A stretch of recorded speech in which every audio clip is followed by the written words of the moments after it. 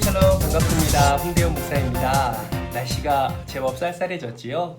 이럴 때일수록 우리 성도님들 건강 조심하시고 감기 걸리지 않도록 유의하시기 바랍니다. 무엇보다도 영적 감기도 걸리지 않도록 조심해야겠지요. 날마다 예수님과 동행하심으로 날마다 강건함을 누리는 우리 성도님들 되시길 주님의 이름으로 축복합니다. 오늘은 저와 함께요, 요한복음에 대해서 함께 살펴보고자 합니다. 사랑하는 성도 여러분, 요한복음 어떻게 읽고 계신가요? 요한복음은 다른 공관복음, 마태복음, 마가복음, 누가복음과는 달리 다른 관점, 다른 주제를 가지고 우리에게 설명하고 말씀하고 있는 것을 보게 됩니다. 공관복음은 하나님 나라에 대한 주제를 가지고 있었다면 요한복음은 하나님 나라보다 예수 그리스도, 그분이 어떤 분이신지에 대한 것을 우리에게 자세하게 말씀하고 있습니다. 이 요한복음은요, 저자가 요한인데요. 이 요한이라는 뜻은 여호와는 은혜로우시다 라는 뜻을 가지고 있습니다. 이 요한복음은 요한이 예수 그리스도가 부활 승천하신 이후에 하나님 나라를 위해서 사역을 하다가 70년, AD 70년에 휘투스 장군이 지휘했던 로마 군대에 점령당한 이후 많은 거짓 교사들이 일어나게 됩니다. 그래서 예수 그리스도를 왜곡하게 되고 자신들이 주장하는 그 이론들을 많은 이들에게 가르쳤던 것이지요. 그래서 예수 그리스도의 이 신성과 이 인성이 많은 사람들, 이단들에 의해서 훼손되고 또 잘못된 가르침이 일어나는 것을 보고 정말 예수 그리스도가 어떤 분이신지를 많은 이들에게 제대로 알려주고자 기록한 책이 바로 요한복음이다라는 것이죠. 그래서 예수 그리스도의 신성과 인성에 초점을 두고 예수님이 어떤 사역을 하셨는지, 그리고 예수님이 어떻게 하나님의 아들인지를 그들에게 증거하는 책이 바로 요한복음입니다. 그래서 공관복음과는 다르게 예수 그리스도가 어떤 분인지 7가지로 예수님에 대한 정의를 또 우리에게 설명해 주고 있는데요. 그 7가지가 무엇이냐면 바로 이것이지요. 나는 세상의 빛이다. 나는 생명의 떡이다. 그리고 나는 양의 문이다. 선한 목자이다.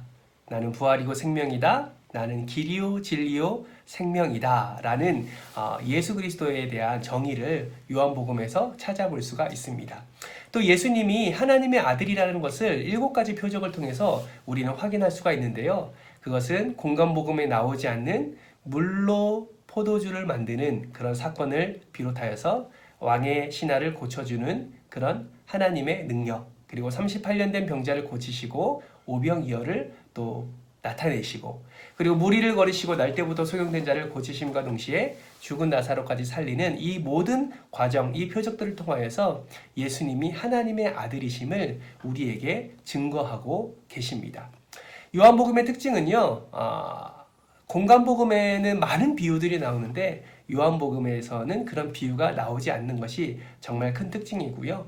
공관복음은 갈릴리를 중심으로 설명하고 있다면, 예수님의 사역을 설명한다면 요한복음은 갈릴리가 아니라 바로 유대 지방에서 예수님이 어떤 사역을 했는지를 많이 강조하고 있는 것을 볼 수가 있습니다.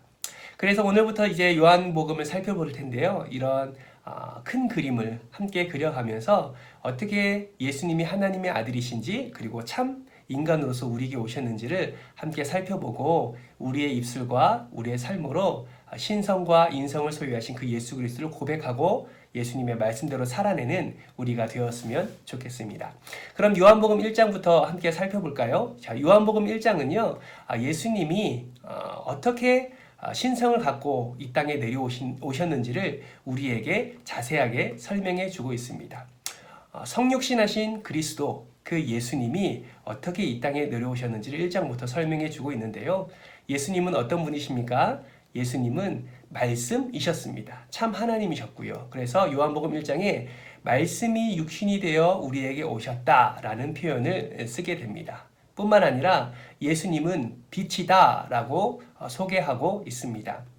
빛을 영접하는 자에게 하늘의 영광이 임할 것이다 라는 것을 요한복음 1장을 통해서 우리에게 말씀해 주고 있다라는 것이죠. 이러한 예수님의 신성을 우리는 말씀으로 접할 때 이해가 안 될 수가 있습니다. 그래서 예수님은 다른 이들을 통하여서 또 하나님을 통하여서 직접적인 계시를 통하여서 예수 그리스도가 하나님의 아들임을 표현하고 있는데요. 특별히 예수님을 하나님의 아들로 표현하는 이가 있죠. 요한복음 1장에 보면 세례 요한이 등장합니다. 이 세례 요한은 예수님이 오실 길을 예비하면서 예수님이 오실 때 이는 참 하나님의 아들임을 우리에게 증거하게 되었습니다.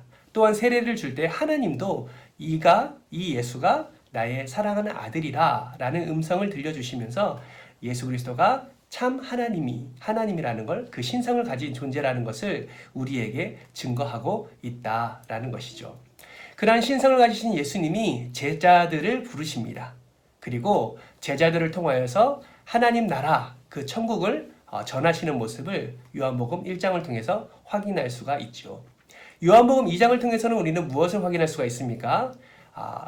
예수님이 어떠한 신성을 가지고 어떻게 이 땅 가운데서 사역을 감당하시는지, 그 신성을 어떻게 드러내시는지를 요한복음 2장을 통해서 우리는 확인할 수 있는데요. 대표적인 것은 요한복음 2장에 물로 포도주를 만드는 사건을 통해서 예수님은 참 인간이시지만 정말 신성을 가진 분이라는 것을 우리에게 보여주고 있습니다. 물로 포도주로 만드는 사건, 우리는 너무나 많이 들어서 잘 알고 있지요. 예수님이 이 땅 가운데서 첫 번째로 일으키신 기적이 바로 물로 포도주를 만드는 사건입니다. 그러한 사건들을 통하여서 본격적으로 예수님이 사역을 시작하시는 것을 우리는 확인할 수가 있습니다. 뿐만 아니라 예수님은 그 기적 이후에 성전에 들어가셔서 성전을 정화하기도 했고요. 또 그러한 가운데 이 땅의 더러움과 이 땅의 정욕이 가득한 이 땅을 바라보시면서 분노하시는 예수 그리스도의 모습을 우리는 확인할 수가 있습니다.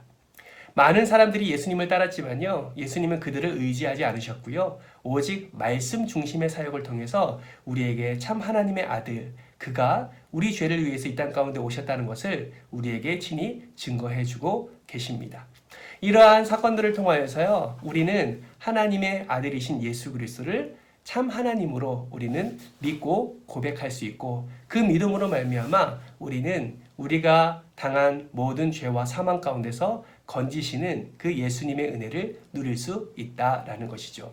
사랑하는 성도 여러분, 여러분은 예수님을 어떠한 존재로 인식하고 계십니까? 예수님이 정말 여러분에게 참 하나님의 아들, 참 하나님이심을 여러분은 확실히 믿으십니까? 글로 읽을 때 우리는 이해가 안 되는 부분도 있습니다. 글로 읽을 때 이분이 정말 사람이지 어떻게 하나님일까? 어떻게 하나님의 아들로 이 땅에 오셨을까? 이런 의심이 들기도 합니다. 그런데요, 그런 의심이 들 때마다 다시 한번 우리에게 믿음을 허락해 주시는 하나님을 의지하고 다시 한번 믿음의 눈을 들어서 요한복음 1장과 2장 말씀을 읽을 때 그가 우리에게 말씀하신 그 모든 말과 그가 행하신 모든 행함이 바로 하나님의 아들이 아니고서야 행할 수 없다라는 사실을 우리는 분명히 깨달을 수가 있습니다. 그렇게 깨달았다면 우리는 오늘 어떠한 삶을 살아야 할까요? 세례 요한이 예수님의 오실 길을 예비하고 예수님이 오셨을 때 이는 참 하나님의 아들이라 라고 예수님을 소개했던 것처럼 우리 안에 예수 그리스도가 참 하나님이시오, 참 인간, 우리의 구원자라고 우리가 믿고 고백한다면 이제는 예수 그리스도를 드러내는 우리의 삶이 되어야 한다라는 것입니다.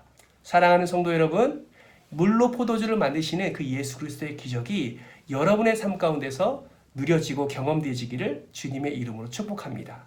그리고 그 은혜를 경험했다면, 그리고 우리가 살아가는 동안에 때를 따라 돕는 은혜로 함께 해주시는 그 예수 그리스도의 그 은혜 우리가 누렸다면 이제는 오늘 우리가 어디에 있든지 예수 그리스도를 향한 우리의 믿음의 고백, 예수 그리스도를 향한 우리 믿음의 행함을 통하여서 예수 그리스도를 드러내는 세례 요한과 같은 그런 삶을 살아야 할 것입니다. 사랑하는 성도 여러분, 예수님은 하나님이십니다. 천지 창조할 때 함께 하셨던 분이시고 그 하나님이 자기 백성을 위하여서 그리고 연약하고 죄 많은 우리를 위하여서 이미 죽었던 우리를 위하여서 이 땅 가운데 오신 참 하나님의 아들이심을 우리가 믿고 고백하며 나아가는 그런 복된 하루가 되시길 주님의 이름으로 축복합니다. 감사합니다.